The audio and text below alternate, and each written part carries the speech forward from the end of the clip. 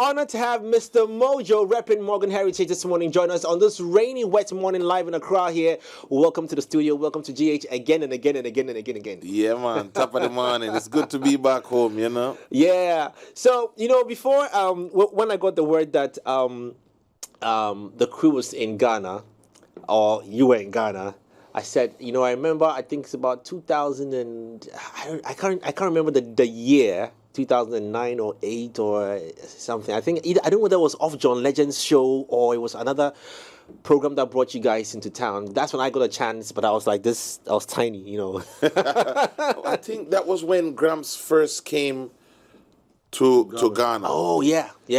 So he came and hooked up with Reggie Rockstone and discovered Stonebwoy. Yeah. This young, my days. uprising youth from, Ota Shaiman. Yeah. And he came back to us and said that we need to embrace the youth from Africa. And the first one was Stonebwoy. Wow. We brought him on tour in Europe, and he came back home a hero. Wow. You had a chance to engage Stonebwoy. What do you make of him since you've brought his name up? He's a very hardworking, humble young man, He understands the magnitude of this moment because they're going to talk about him in 10 years. You see like how they talk about P Square and Two-Face in the history of, the Afro beats movement. And they talk about Reggie Rockstone and his influence on Afro beats because of his hip life conversion of high life to hip life, right? They're going to talk about Stonebwoy with the Afro dancehall. And people like Shatta Wale, of course. This is deep, man. This is deep. Amen. Cyril, he's like a big Stonebwoy fan. Yeah, so I'm a big Stonebwoy fan. That's my brother. I'm a big Morgan Heritage fan. Yes, sir. I mean, every time you guys have been around, I'm always on Rudy's neck. I want to meet the guys. I want to meet the guys. So it's good that today you're deep. sitting right next to me. It's deep. With regards to what you said about Stonebwoy. And I actually met Gramps when he came with Reggie. So Reggie hit us up. I was with L, blah, blah. Reggie hit us up that, Gramps is in the house. So we met at Roxone's office. It was definitely a vibe, a memorable That's our man, yeah. Big up Reggie Rocks whenever we're there. Anytime we hear the name Morgan Heritage, sometimes, because some of us have grown from childhood, watching this group. We've been around a minute. Yeah.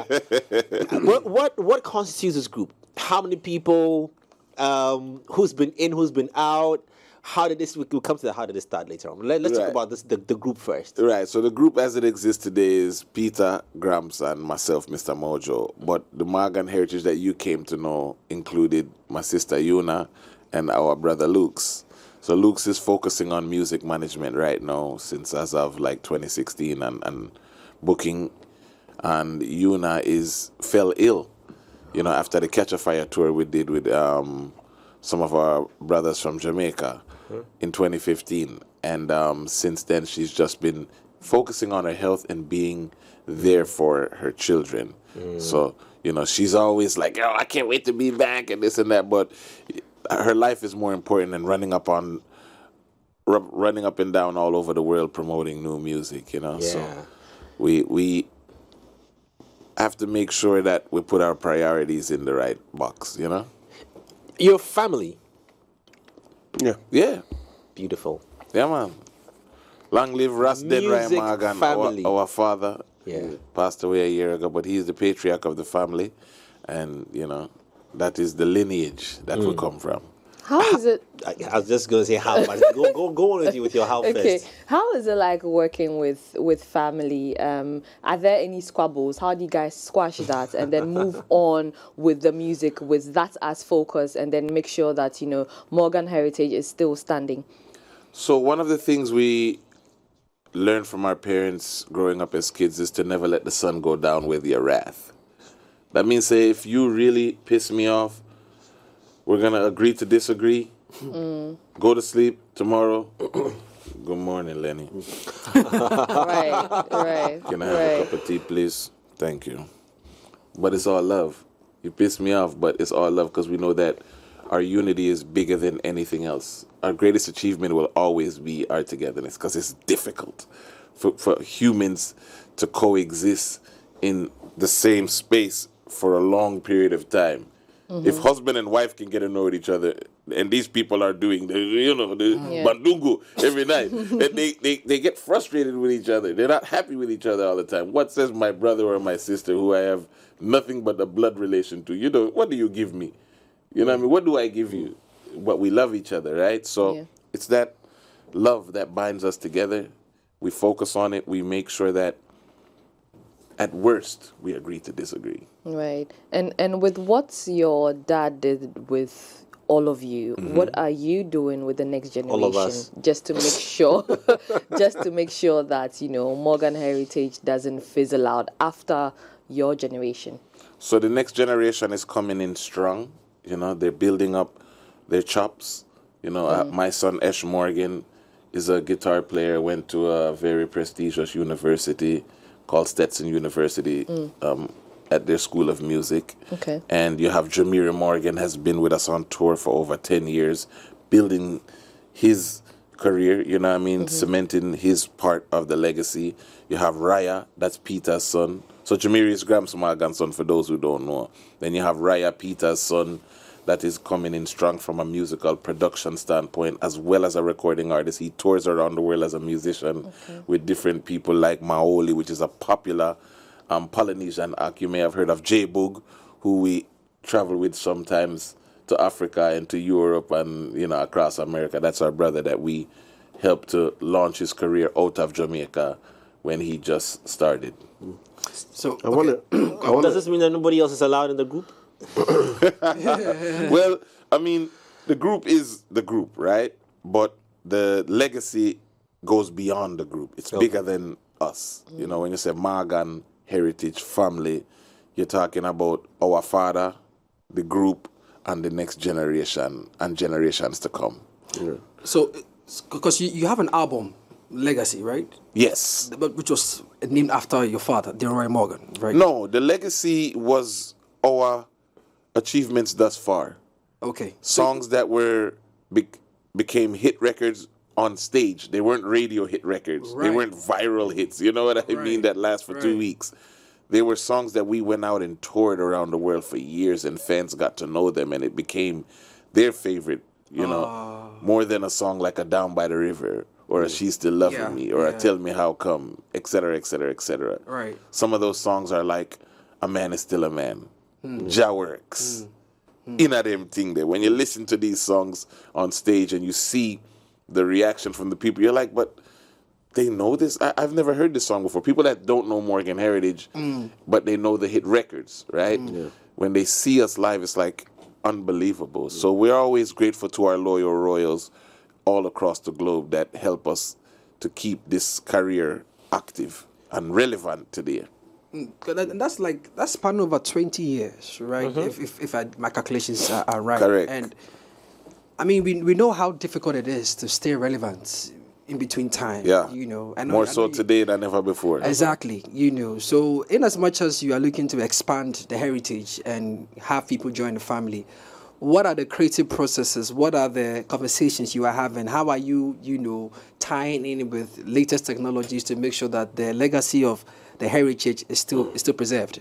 So the good thing for us is the next generation keeps us on our toes. They, like, our TikTok is ran by my son. Come on. You know what I mean? I don't even understand it. Right. I think we have just a few followers, but it's building every day. Because that's where, the audience is, right? And it's all about engagement. Our fans, they're concert ticket buyers. Straight. They work their butts off 9 to 5 every day. And on tickets. Friday, they enjoy their weekend. Right. But these kids, they don't even have jobs. You know what I mean? They're on their social media and their job is, I got 1 million views. Come on now. Yeah, So we're getting into it. Like, there was a little girl from Kenya, we're going to help with her education, Alina. And she did a dance to the video, so I did the challenge. It was the first time I did something like that. And, it was a vibe. The people liked it. It was entertaining. So it's very important to not get high on your own supply or rest upon your reputation, your accolades, your achievements.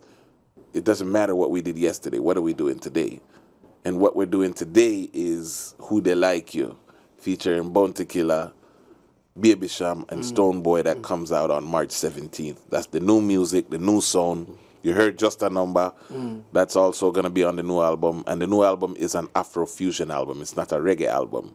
Yeah. Naturally, there's going to be a few reggae songs, but that's what Afro-fusion is. It's the combination of the different sounds across the continent of Africa, as well as a few sounds from outside of Africa. I want to know, Yeah, Cyril. from your influences and from your early days, it's been family and it's been talent. But how did you allocate yourselves to the various roles in the group? I mean, I know you're on percussions and vocals as well, but how did it naturally just occur that, okay, I've got the voice, no, I'm good with instruments? How did you figure it out? Because it's easy finding individuals. If I say I want a band, I can say, okay, I rap. Let me find somebody who does this. Let me find somebody who does that. But when it's a family, you kind of have to create the elements from within. How did you get that done? Again, our parents, our father, it was our mother that looked at my dad, rest in peace to her, and she said, but Peter can't sing, That's how he became the lead singer. And Grandpa can't sing too, so he became the second vocalist. And Mommy can't sing, that's who we call Una. Yeah. So that became the three vocals from Morgan Heritage for over 20 years. The musical development now came from us being around our dad in New York with his band, the Black Eagles, one of the first bands doing original reggae music in New York in the 70s. So being around that and getting that guidance and those lessons from his musicians, we developed the craft and the natural gifts that we were blessed with, because everyone come to earth with something, right? There's always a little story we have in Jamaica where we talk about the 5 kids that received their blessings. One of them received 10 coins, one received 8, another one received 4, one received 3, and one received 1. The one that received 8 turned it into 50. And everyone, all 4 of the other ones that got more than 1 multiplied it. The one that received 1 said he couldn't take the risk and he sat on it. And he didn't grow. While he watched everybody else grow, and he ready-eyed them and bad-mind them. Ready-eye is like you're envying, right? So whatever gift you are given in life, it's your duty to make sure that you develop that gift. And it's us as parents' responsibility to help our children and guide them to develop their gift, because we all come with gifts from God. Like you are in journalism, and you're on a major platform now, but it wasn't an overnight thing. I'm sure. Yeah. Yeah. And I like what you said about being guided and being supported to actualize your natural talent. But in the 70s, New York, there were a lot of music influences around. Yeah, crazy. Hip hop was starting out, dancehall itself, raga was a thing.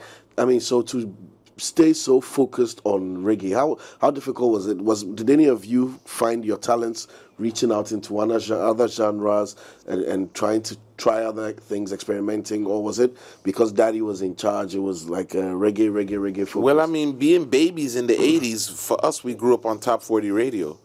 So we were listening to Bon Jovi, Eddie Van Halen, Paula Abdul, New Edition, Rock and R&B, yeah, pop, rock and R&B. That's what we grew up on. But on Sundays, on Rice and Peas Day, our parents played Kenny Rogers, Dolly Parton, Uncle Toots, the Paragons, John Holt, Leroy Sibbles, Freddie McGregor, Dennis Brown. So we got a nice little best of both worlds situation because of where we were born and raised and the upbringing that was in the home, which was a Jamaican upbringing. So having those two influences from American music and Jamaican music, it emerged into what we now know as Morgan Heritage, where we sound like Chris Brown on reggae. Right? You listen to She's Still Loving Me, you're like, is that a reggae artist singing? I don't understand. Where's the reggae accent? And it's one of our biggest records. Yeah, it is. I wanted to, still on what he asked you, identifying the subjects of the music, the focus of the music, it's just social, political issues. I'm looking at how the trajectory entered into that space. Is it because of what Daddy wanted the heritage to represent? The likes of what the Lakudubes and the Bob Marleys had done, or it was something that was identified midway into your growth? No, somewhere around 1992, we got signed to MCA Records. We went to Jamaica as a backing band for our dad, playing covers of the legends from Jamaica, like Delroy Wilson and those crooners, those sweet crooners, because Peter and Gramps have very sweet vocals. So we weren't doing original music. We covered "Stuck on You" by Lionel Richie and things like that. That was our first release. Wow. Yeah. Stuck on You. I got a feeling down deep in my soul that I just can't view. Right. I'm on my way. Yeah. Very glad to see. Fantastic record. Yeah, beautiful. So we were a product of our environment. Just being honest. We did the whole cover band thing. We weren't always doing reggae music, just to be honest. But after that trip in Jamaica and getting signed to MCA Records, we now had a direction. Because our first album was a full-blown R&B album in 1990 that was only released in Japan. Wow. Yeah, we were signed to a company called Apollo Records that released that album. And that wasn't the ultimate direction of Morgan Heritage. We ended up doing what became the sound, what we're called now ROCKAZ. So after that trip in Jamaica, we did an album for MCA Records, got signed right off of Reggae Sunsplash, 1992. Made a record that was influenced by reggae, but it wasn't traditional reggae in its traditional sense. And they allowed us, the head, Mr. Paul Measy, rest in peace, allowed our dad to be released from the label before MCA broke up and what became today known as Universal Music Group. That was MCA at the time. And for us, it was about following our dad's lead. He got sick and said he wanted to go home around 1994 and went to Jamaica and found a place called Bath Fountain in St. Thomas, Jamaica, where a slave escaped his master's hand and discovered the hot mineral water that gave healing to his wounds in a very, very fast time. Right? So our father found healing and regeneration in the same place and said, come, this is where we're going to move back home. Not to Montego Bay, not to Kingston, not to Ocho Rios, but in the bush. Everybody said to us, then right, why you bring the kids from America to go live in the bush? Them are foreigner, them are Yankee. Right? Them are Yankee. But we loved it. We found peace. We found a love for Jamaica like none other, beyond the tourism, image that Jamaica has, which is beautiful, the white sands and beaches, but there's also a natural way of life that we became accustomed to, driving from St. Thomas, Jamaica every day to the studios in Kingston and back. Copy and paste every day for years. So for us, that journey made us who we are and helped to shape our sound as Morgan Heritage we all know today. When we take we've been talking heavily about getting an identity, in Ghana with our music. There's been a debate on the lips of a lot of industry folks, and we always ask the question how Jamaica has preserved reggae music, loved reggae music, expanded the business of reggae music up until this point. And you think authentic reggae music, you think Jamaica. Something that a lot of countries will want to pick up and feed off. How has it happened? Consistency, right? So I think the rhythm-driven component of Jamaica forces a certain level of creativity. Like when you think about 1 8-bar loop or a musical rhythm that goes for about a minute and loops again, for you to have 30 songs on that rhythm and 30 different melodies created, and at least 5 or 10 of them become hit records, that it's hard. So it forces you as a creative now to really put your best foot forward. And that became the attitude, that became the work ethic of Jamaican artists from rhythms were introduced in the 80s, you know what I mean? Late 70s, early 80s, when rhythms came into play with, Jack Scarpio, King Jammies, King Tubbies. Because before that, Scratch Perry and Studio One, Sir Cox and Dad, and them and the Joe Higgs, those producers, Jack Ruby, they were doing original music for each song. So by forcing an artist to voice on the same rhythm as the guy before him, it's like, okay, how can I outdo him? So I'm not saying that that's what we need to do here in Africa or Ghana, to be specific, but that's what contributed heavily to our longevity as Jamaican music, whether it be reggae or dancehall, because out of reggae emerged a sound called dancehall.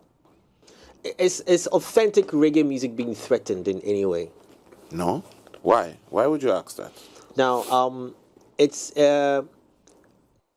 there's Afrobeats, and it's become a global conversation. Yes. So consumption of other genres have I wouldn't say declined, have been saturated. So I ask that, is there any way from the Jamaican point of view, or when you come outside Jamaica, is it the same as a few years ago with this new influx of Afrobeats artists?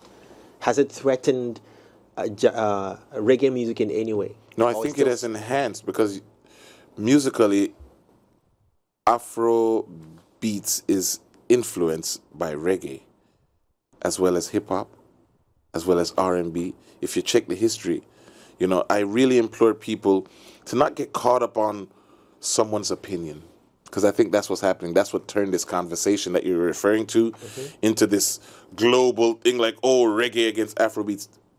Think about that. We're black people. We are the diaspora. We are the descendants of Africa. And now we're going to, for the small space that we get on mainstream radio next to pop artists, we are now going to fight against each other and we all look the same. What are we talking about here? We should be ashamed of ourselves. So hopefully by doing this Afro-fusion album, we can put all of that nonsense to bed and continue to maintain the bridge of cultural exchange between Jamaica, the Caribbean, and Africa. Because nothing couldn't be further than the truth when you say that we're proud of the emergence of Afrobeats today in the last 5 years, being led by the Sarkodis, the Stonebwoys, the Shatawales, and artists from different countries in West Africa and East Africa and South Africa. Afrobeats is one sound. And that's the thing that people don't realize. That's just one sound that came from two countries, whether they're rivals or not, between this Jollof war, but culturally they came together and created this sound. And bongo flavor has nothing to do with Afrobeats. Amapiano has nothing to do with Afrobeats. So, to be fair, it's not really about Jamaican music against Afrobeats. Jamaica as a place cannot compete with the multitude of Africa. We cannot. Africa has played a significant role to our global fan base. So now that they have been influenced by us, when you remember Jose Chameleon from Uganda, 15 years ago, the legendary Jose Chameleon, who's also on the new album. Oh. You thought you were looking at Beanie Man or Bounty Killer. Think about it. Remember, go back and just look at photos of Jose Chameleon. Like Stonebwoy, he will tell you this. He was influenced by the dancehall stars. Burna Boy, he will tell you this. Burna Boy in Jamaica was freaking out over meeting Junior Reid, who's one of our legendary artists from, being a lead singer of the great group Black Uhuru, that we grew up on their music. So, how could the father envy the son? We're family. It doesn't make sense. When I heard about this topic, I didn't give it any value because it had no weight when you know the history. You know what I mean? So we're one and the same, man. It's black music. And if we can do hip hop and be recognized, like Damian Marley did a hip hop album. Yeah. There was no competition between Jamaican music and hip hop, or hip hop taken away from. So now that Afrobeats has emerged as a new sound, for black music, what is wrong with us saying, yeah, that's the new sound for black music? Put me on an Afrobeats track. Put me on an Amapiano track. Like how you can record on a hip-hop track and don't feel like, oh, I'm selling out. Let's be fair now, people. Hip-hop was inspired by reggae. This is the truth. I wanna speaking specifically to your songs, like a song like Nothing to Smile About. You mentioned coming from America, going back to Jamaica, seeing the cultural difference, the cultural shock, which I assume was there. But for someone like me who's never been to Jamaica, I still resonated heavily with that song. Right. Because even in where I lived, there was pretty much nothing to smile about because the conditions and, you know. So I want to know if that political consciousness is something that you guys do on purpose as a group to every now and then say, okay, it's good talking about love, it's good talking about family, it's good talking about everything, but we also need to speak about what's happening to and with our people. Right. We do life music, Morgan Heritage I'm speaking about. In life, you have the good, the bad, The ugly. the ugly, and the beautiful. So when you listen to our music, you're going to hear love songs. You're going to hear social commentary because it's all a part of life. Yes. You're going to hear consciousness because we are cool to be conscious. Yeah, so the new cool is being conscious. For us, it's not about going out and getting drunk, but I will have a sip of wine with my friend. Yeah. I'll drink casually, you know? Maybe a little Island Vibes rum with some orange juice or something. That's our rum line, y'all. Look out for it. In mentioning Afrobeat and the whole Afrobeat conversation, right? As a group, Morgan Heritage, are you looking forward to, you know, also helping to push that Afrobeat narrative by probably, because you, the group, you are big, right? People know you. People also know that genre. Huge, enormous, enormous. Let me put it that way. People also know that Afrobeat genre, right? Are there any plans to, you know, do a very sweet merge between, you know, reggae, dancehall as Morgan Heritage and Afrobeats to just further push that conversation because you don't have that divide between the genres? Right, 100%. You're accurate. You hit the nail on the head. So for us, that's what this new album is about. This new album is about the paying ode and tribute to the land of our ancestors in Jamaica, where our parents are from, and Africa, where we are all in the West, you know, children of slaves. We are descendants of Africa. So when you combine those two sounds, you're going to hear the new Morgan Heritage album. And it's not just Afro beats. We're pushing the sound of Africa. Right. Merging with the sounds of Jamaica, which is reggae and dancehall. Because in Africa, there's so many subgenres that come from the continent that is not the topic of conversation. They put all of and I think it diminishes the value. Let's make that clear. And I want the Afro beats artists to take note to this. That's why I respect Burna Boy for being adamant about wanting to make it clear that his music is not limited to Afro beats. Afro-fusion. But Afro-fusion, which represents a potpourri of sounds. I've learned about Afro house. The Bim Nation, God teach me about Afro dancehall. I've learned about bongo flavor from my brother Diamond Platinums. I learned about Amapiano from our brother S. Villa in South Africa, who's also on the album. So we hope that behind this album, we can now highlight other sounds from Africa, as well as push the Afrobeats narrative. Nice. Because we're proud of you guys. Know that. You know, it's above all. It's humbling. It's encouraging to hear that Morgan Heritage is doing a project to promote or push the sounds of Africa. But not too long ago, one of our very own had a record with one of the greatest to ever do it, Bob Marley.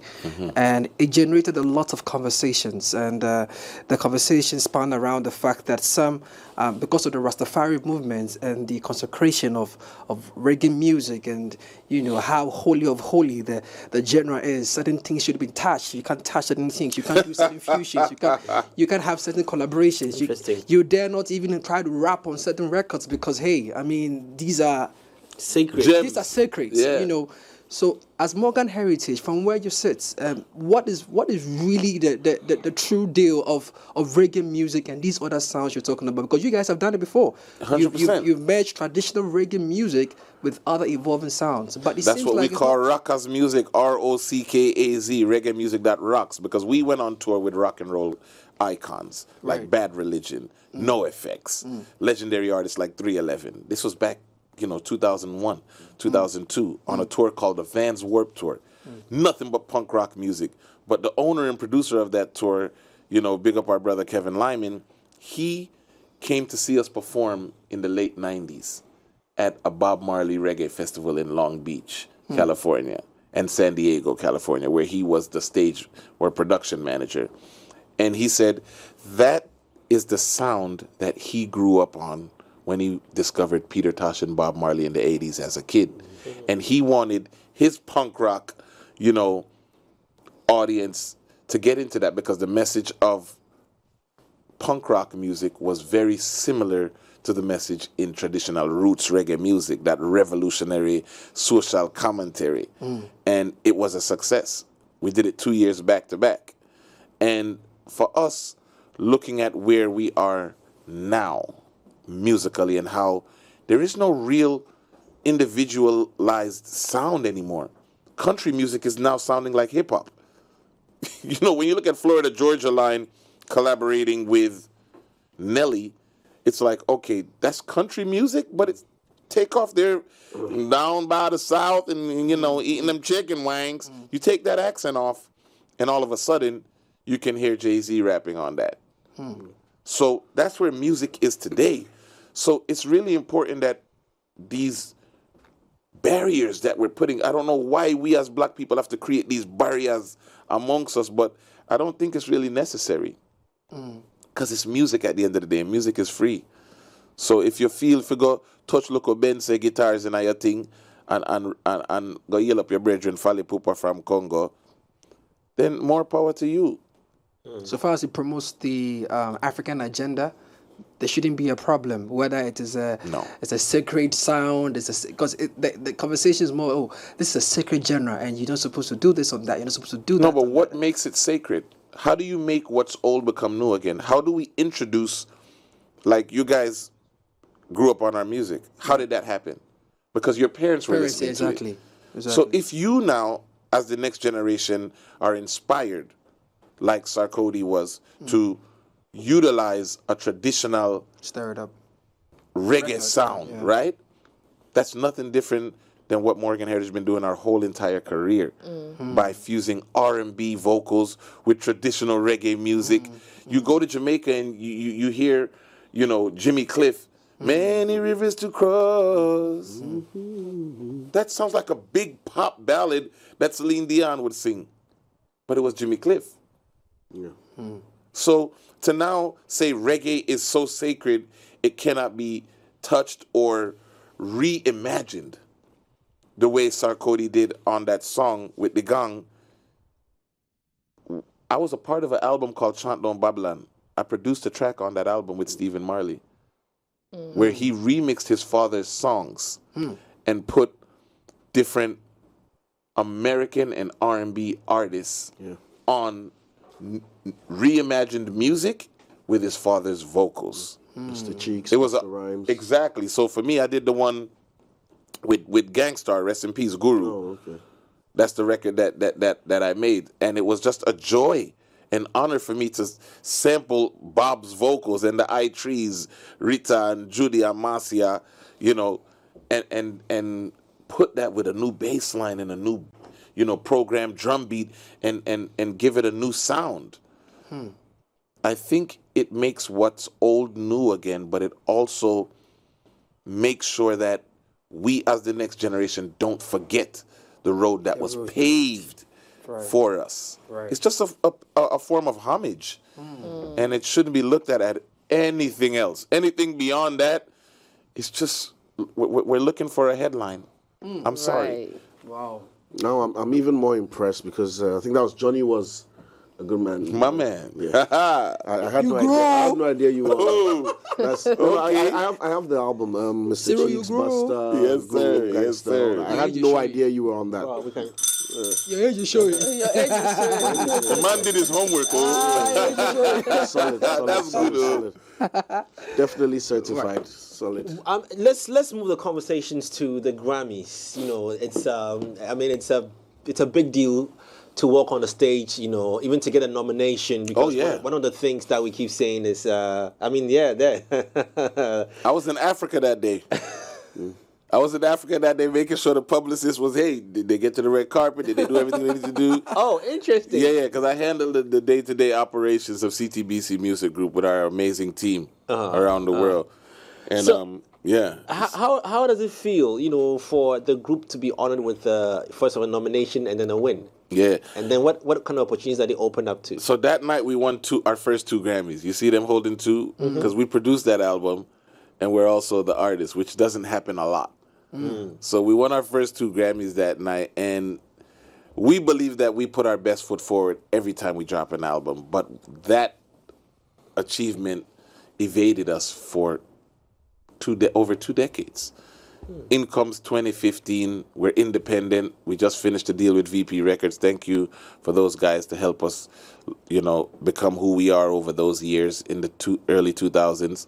And when we realized there was a shift after 2010 of how people started to consume music.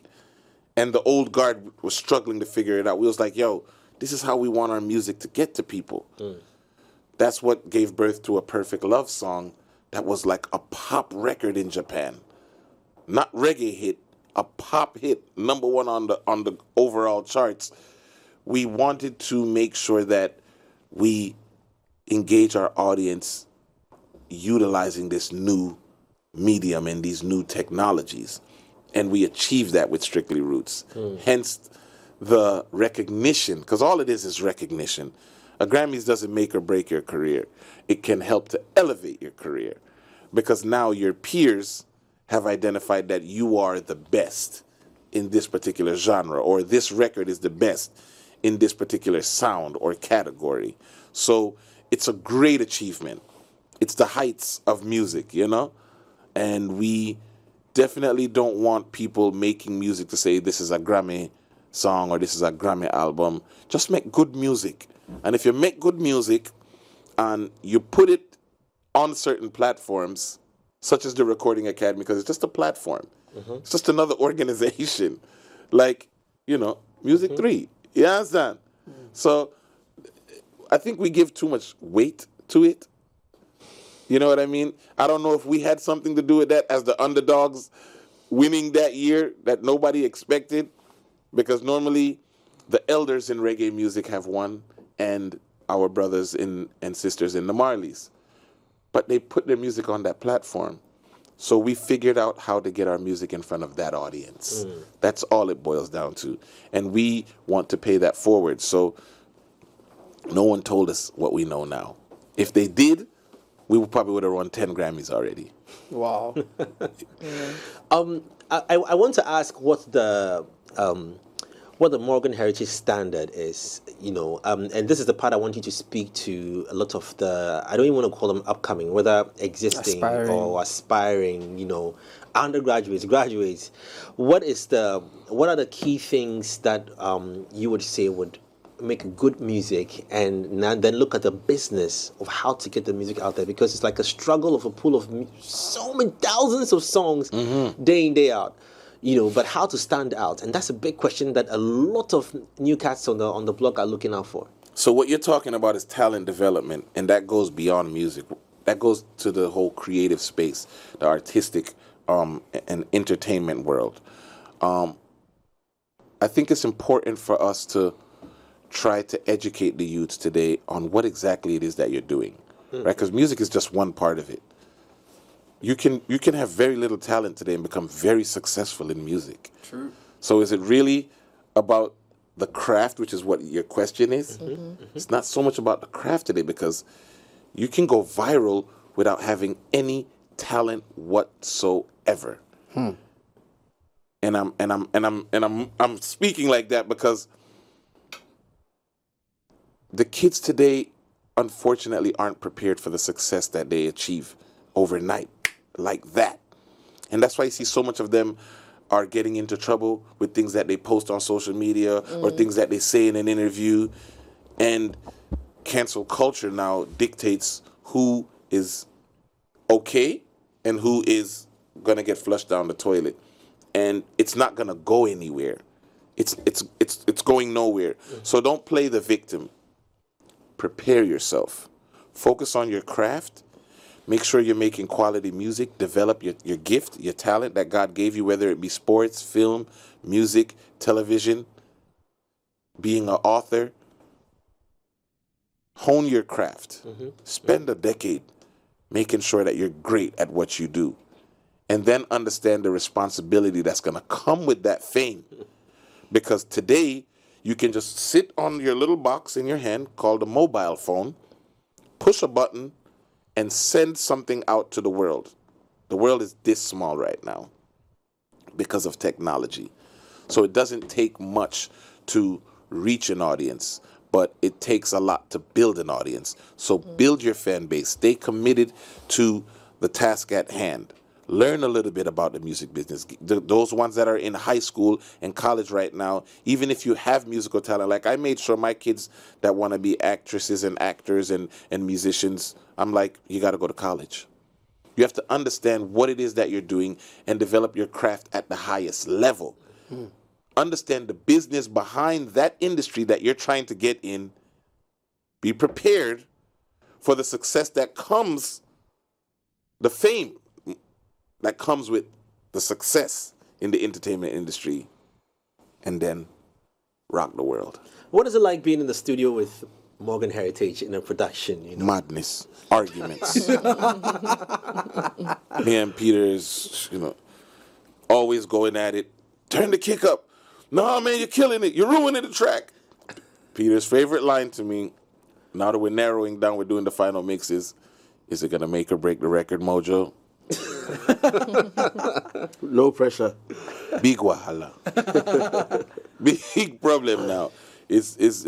But it's fun because we understand each other, and Grams take the lead and say, yo, I got to balance the vocals. All of a sudden he just says, all right, I want some food, Peter slides in, okay, yo, turn up this guitar. And then I come in and I'm like, okay, sonically this doesn't feel right. So let's bring this down, bring that down. Overall, we all come back together. Thumbs up. So it's a magical process. It's very interesting to observe. Hopefully we're going to share that one day with the world. Does that process apply to the writing of songs? Yeah, we take it whichever way it comes. Peter as the lead vocalist, naturally, him Ideas. get the music, him get some ideas and some lyrics, and him say, yo, much waiting about this. I'm say, all right, try that line there. Grams will say, yo, send me the music, and he will send a voice note with the melody, and Peter and me are Peter. We're grateful to be inspired continuously. That's the thing, because it's hard to continue to be inspired. You know how many artists get writer's block?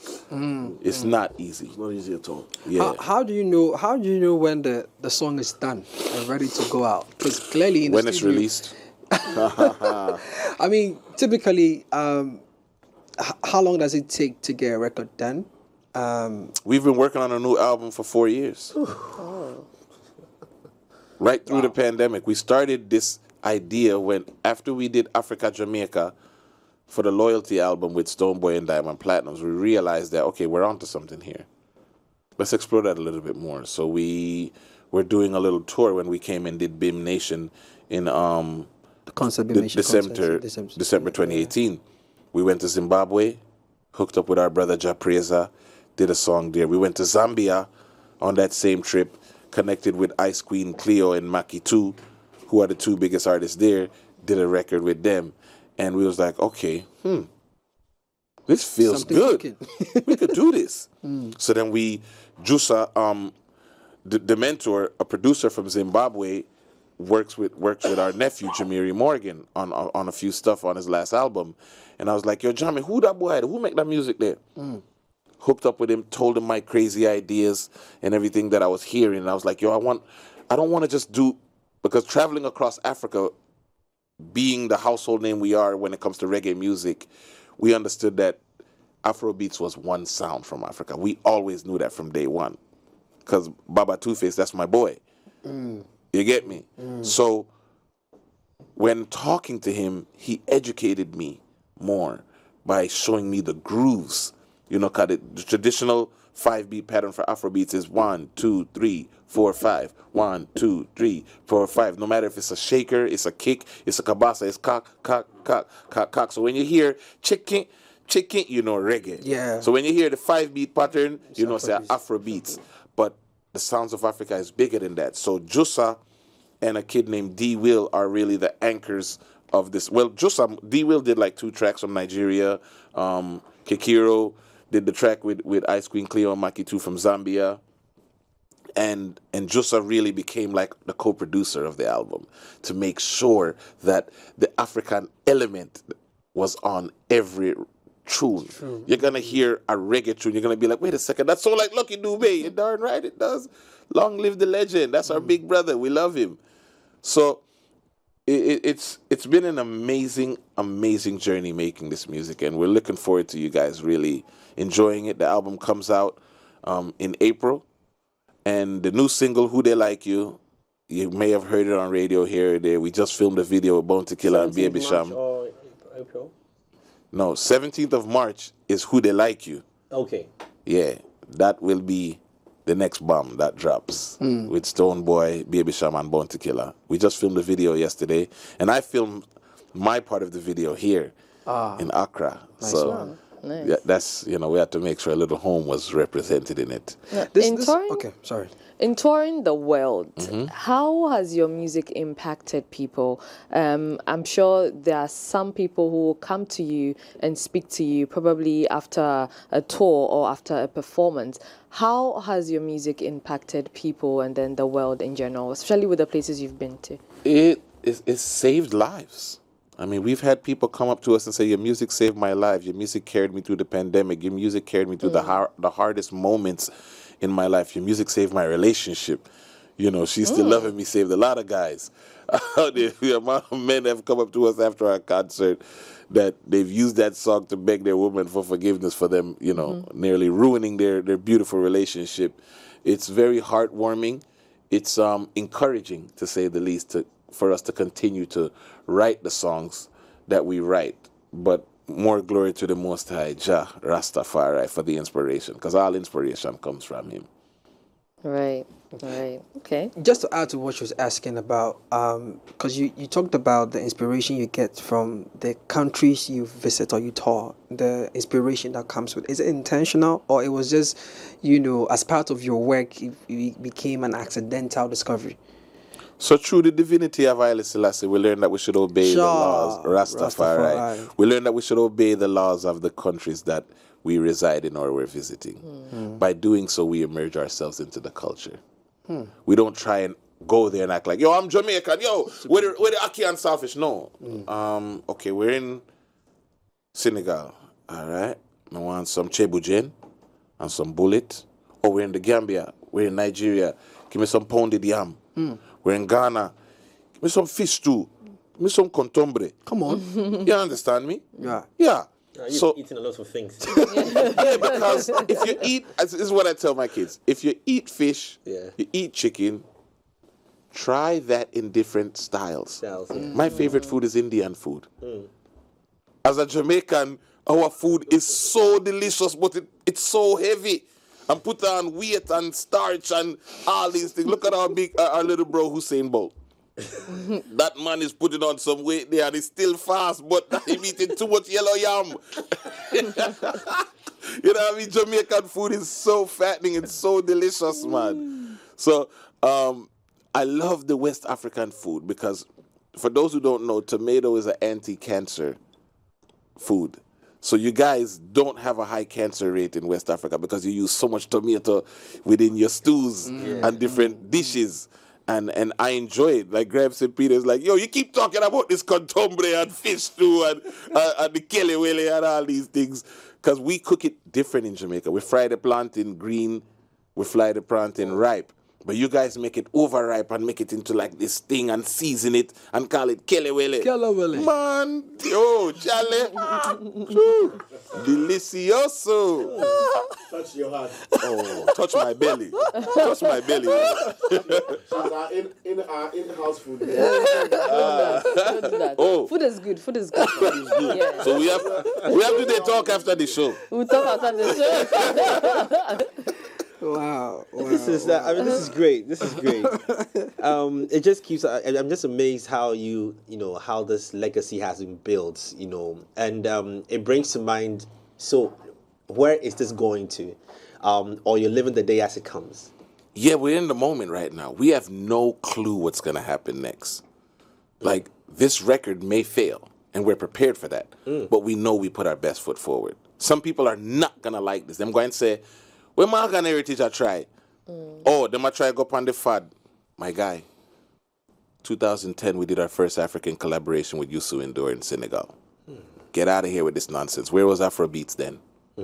Talk to me nice, man. What we talking about here? Talk to And me you don't nice. even rap, do you? Come on, I want to be that guy. Don't let me be that guy.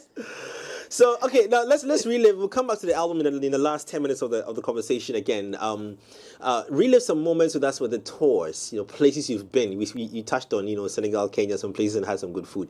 Let's talk about some of the major tours you've been on and how. Some moments. Yeah, some moments in there.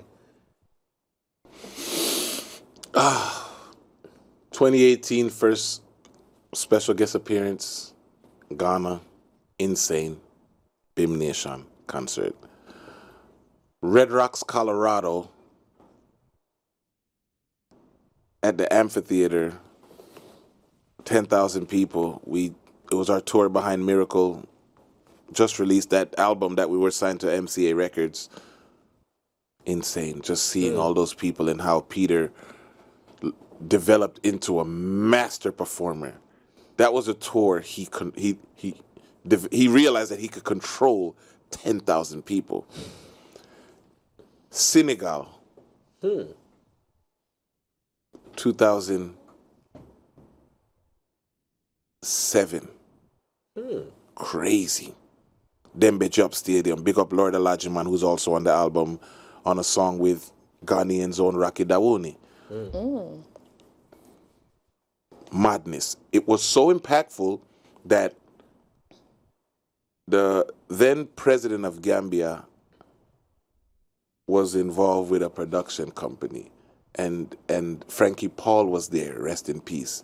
They sent for us, and it so happened that the vice president was on the same flight, and we flew after the concert in the car, because Gambia, for those who don't know, geographically is within Senegal, in the middle of Senegal, on the coast. We went there, red carpet, Insane, about 11 miles from the airport. There was palms, like if it was Jesus coming. Wow. Our engineer was like, they haven't never seen this since Christ. So that's why I can tell you that Stonebwoy, Sarkodie, Shatawale, they're writing history. We don't realize it because we're in the moment. You have to step out, and we've learned this. To take a step back and just look at it again. Whoa, that's how far we've come. We're living in a historical moment right now, seeing what these kids are doing. So I'm telling you about epic concerts over 20 years. We went back to 1994, Red Rocks, Colorado. When I was a kid, I was still in school. All the way up into BIM Nation 2018. That's right before the pandemic, a year and a half before the pandemic hit the world, right? So there's so many to name, my brother, so many to name. Okay, so for the past almost 1 hour, we've spoken a lot about the achievements. We haven't touched on, because we can't make it look all gloomy, on the times when it must have been hard for the group. When we went on our solo projects, we took a break because we just hit ahead with VP Records. We were 2 albums into that contract after Mission in Progress. Nothing to Smile About was the hit song on that album. And just, we felt a shift coming. As I told you, there were new platforms coming on board. YouTube was coming online at that time, and MySpace. And we were like, there's a disconnect. And that's when Gramps went and collaborated with India Irie and ended up on the John Legend tour with her. And he had another song with Buju and went on tour with Buju. And I went out and did, Rasta Rock, my Got Mojo EP, because I love rock music, whether it be the Cranberries, Coldplay, Jack Johnson, that's my thing all day, every day. I don't listen to a lot of reggae music unless I'm doing research, Yeah. Wow. Yeah, just to stay up to date with what's going on and know what my peers are doing and say, okay, cool, I'm still in the mix. But those years were very tough for us, emotionally, mentally, because we missed each other a lot. But what we discovered, we became like transformers. We all went out, 5 different lions, and then we came back to create this big machine. Luke's now had experience in management and booking. Yuna had more experience in management because she was always Daddy's right hand, go-to person when it came to our administration for Morgan Heritage throughout our career in the early years. Peter went and discovered these new different collaborators that we could now produce music with, that we didn't have to make the music ourselves all the time, but we could take an idea from somebody and finish it up and add to it. So we started to do a lot of co-production when we came back with The Return in 2012, and that gave birth to that album called Here Come the Kings, where we have a lot of different collaborative producers on that album. So I think we became stronger out of that struggle. But that was the hardest time for us up until last year when we lost our everything. Rest in peace, Ras Denrai Magan, father of a nation, March 3rd. So we just celebrated that anniversary this March 3rd. And I think we're not coming out of mourning, but we're ready to do something beyond mourning right because now. Jah shall Wash away all the tears from my eyes in times when the storms and the tides are raging high. I love that song. We know we shall win. We know we survive. Yeah. Jah shall wash away all the tears. This song, and the other songs where you talked, the other song where you talked about the streets of heaven are made of gold. It's one of the songs that I think in a particular, I think it was COVID year. That song really went very, very far. I don't know whether it's because of the lyrics or whether it was because of the injection. There was a lot of loss of life. Yeah. And there was something that happened in America with this gentleman named George Floyd. He lost his life while getting arrested. Right. Like, the guy was just cashing a check that turned out to be faulty. Whether he knew or not, you don't deserve to lose your life over that. Come on. And I edited a video. This is like 4 a.m, because I always wake up early talking to different parts of the world. And I posted it. And that was it. The rest was history. It became the funeral song. Exactly. It sounds kind of messed up, but it's a song that comforted people in their hardest times. And unfortunately, death is one of the hardest times we face in life, because we, in the moment, miss the flesh, as my brother in Senegal taught me. Mojo, you're going to be all right. Like, thank you so much to everybody that gave us so much words of encouragement and support over the last year after losing somebody that we built our legacy with. It's not normal for a child to build a legacy with a parent. Normally, the child carries on the legacy. That's right. But we built our legacy with our dad. Our legacies are intertwined. Like, Denroy Morgan was a legendary mainstream achievement artist. I'll do anything for you from the early 80s. But then he became this father of a nation figure, this spiritual leader, this advocate for prisoners' rights, for the legalization of marijuana, for Haile Selassie Day becoming a national, the coronation day of Haile Selassie becoming a national holiday recognized by the UN. So he became more than just a dad and a recording artist, and we did that together. We trod the road around the world together, speaking on these different issues and topics and receiving his guidance. So for us, it's like, what's next? In 60 seconds, yeah, please tell us how you are able to maintain the quality of your sound. Does it have to do with equipment? Does it have to do with... Can I re-ask that question?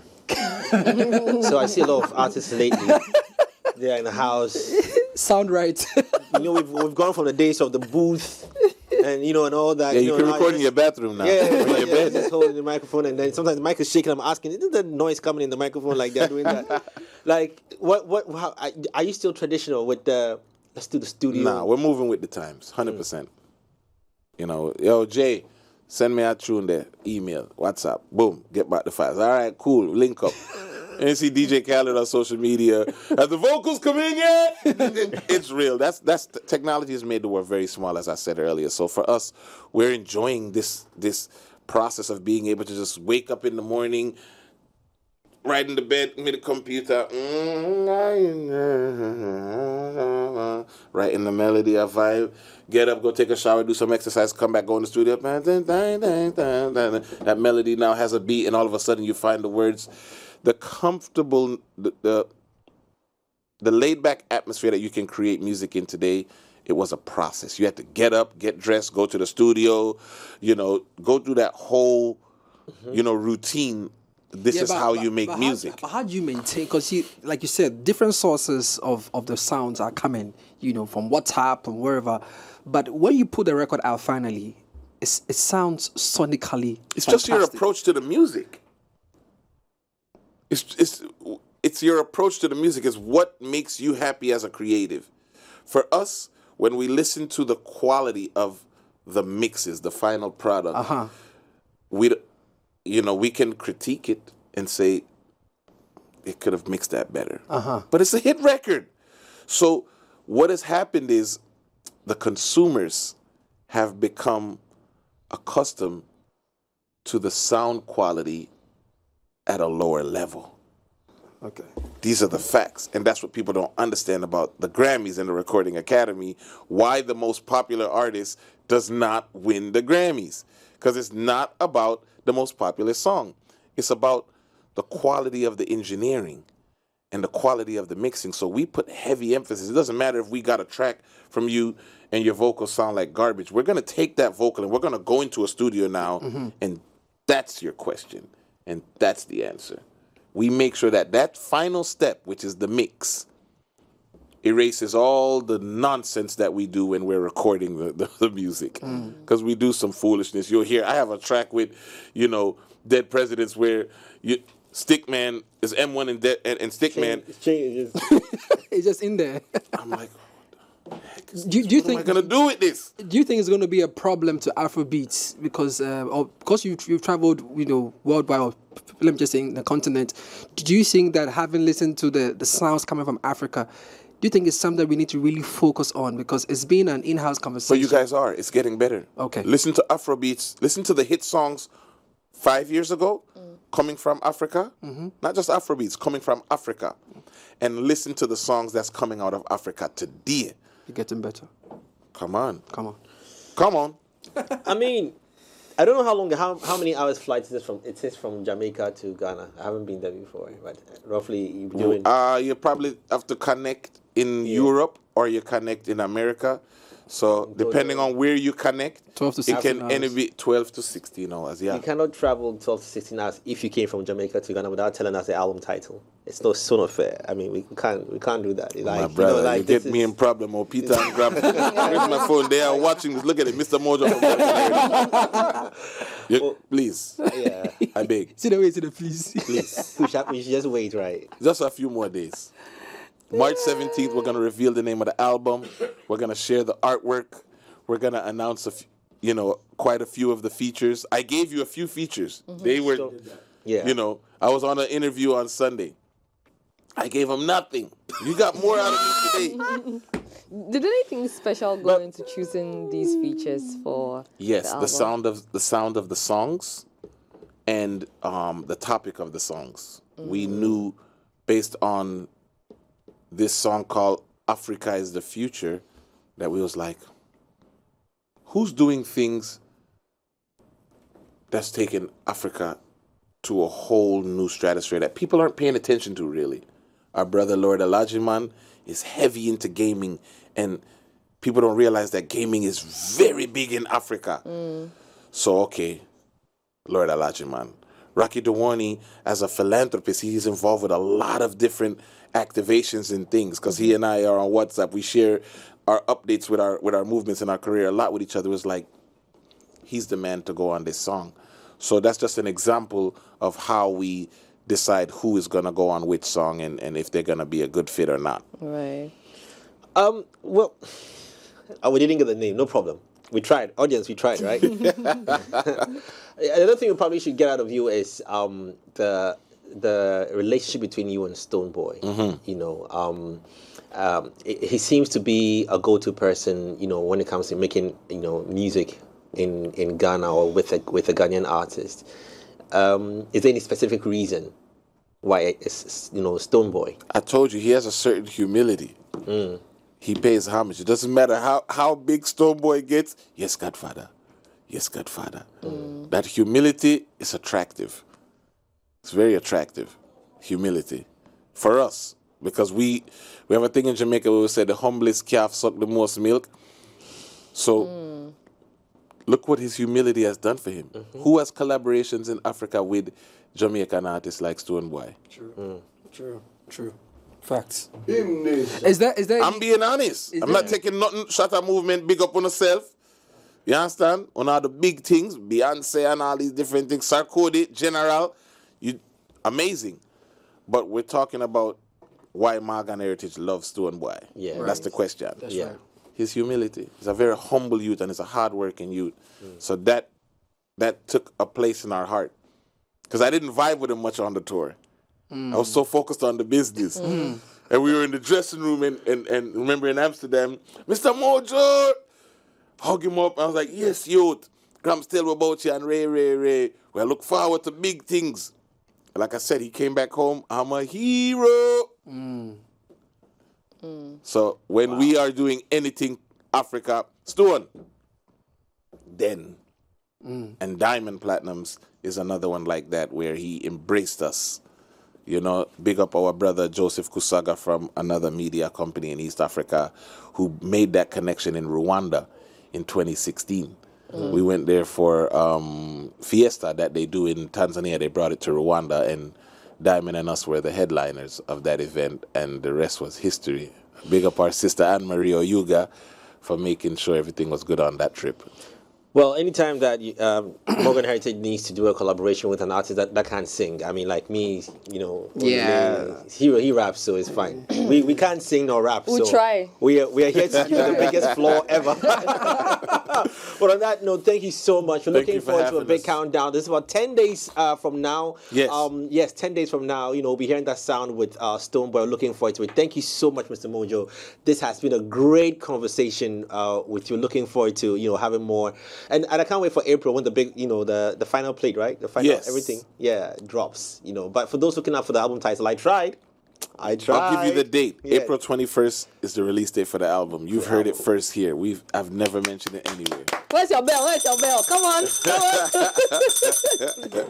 And on that note, thank you so much. Well, it's been a great start to the week already. Yes, a wet one. However, please, like we say, please stay safe out there, all right? The roads might be wet, the streets might be dirty, and, you know, you have to just make sure you keep your eyes focused. On that note, we're back here same time tomorrow for another edition of Culture Daily. And on that note, Mr. Mojo, thank you. Blessings. Ja! Rasta. Rasta.